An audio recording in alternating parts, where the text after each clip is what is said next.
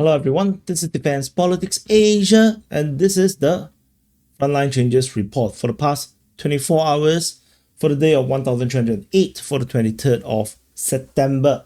The yesterday was, I don't think it's a 37.33. I think that's not correct. I think it's lesser. Give me a second. The second passed, and 7.5 square kilometers yesterday. So today it looks like we're going to be stuck at the 10 square kilometers range as well.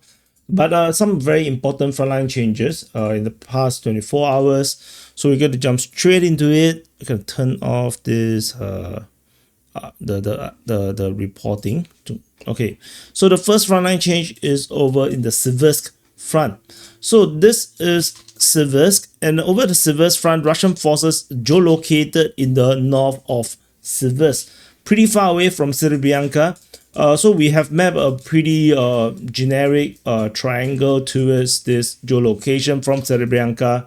The advance here is around 3 kilometers. So the Russians basically have penetrated past this fortification, and they are now able to cut off the Ukrainians from Dronivka in the north. So this is a pretty significant frontline change in this sector. And in the Siversk front, this is not the only frontline change. There's another one over in the bottom of this front line, in the south of this front line, over in Brezhnev. So this one, there is geolocation on two different locations. In these two locations, and the Russian Defense Ministry, I believe, has announced the capture of Brezhnev. On our mapping, it's almost full capture on our mapping. So I would say this declaration of capture is pretty more or less there. Russian forces captured all the remaining streets, and this southern part has also been taken. And based on the geography, all the areas along the river in the west of Rozdolevka is also all captured by the Russian forces based on the situation that's developing around here. So that's the frontline change here. The advance at the maximum here is around also 3 kilometers. So I wonder if this Siversk front is in deep danger right now because of two pretty big advance on Siversk right now. As I mentioned before, the vulnerability is that the Ukrainians only have these two supply route into Siversk.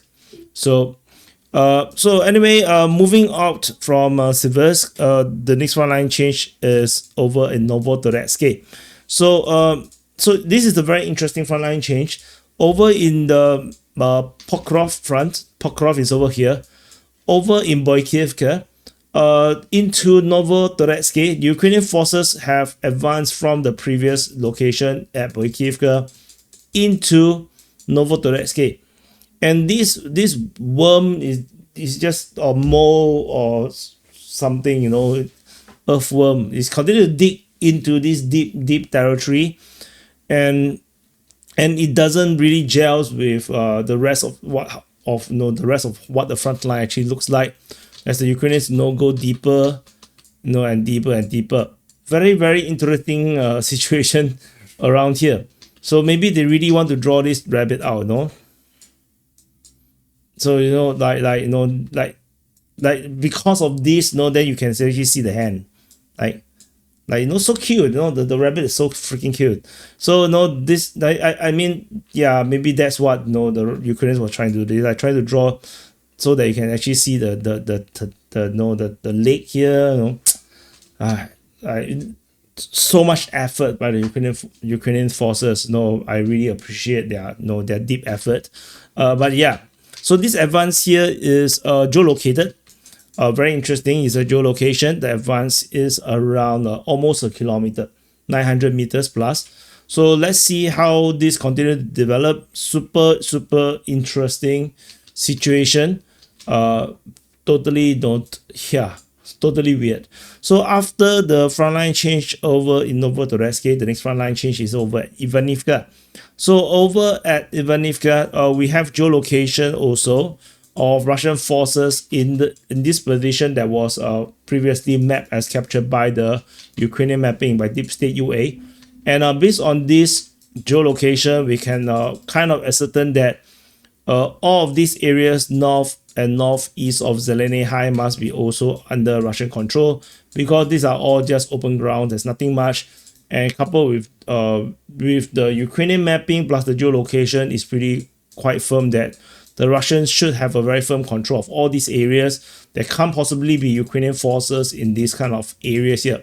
It's just impossible, it don't make sense at all, especially there's a Voschar River around here.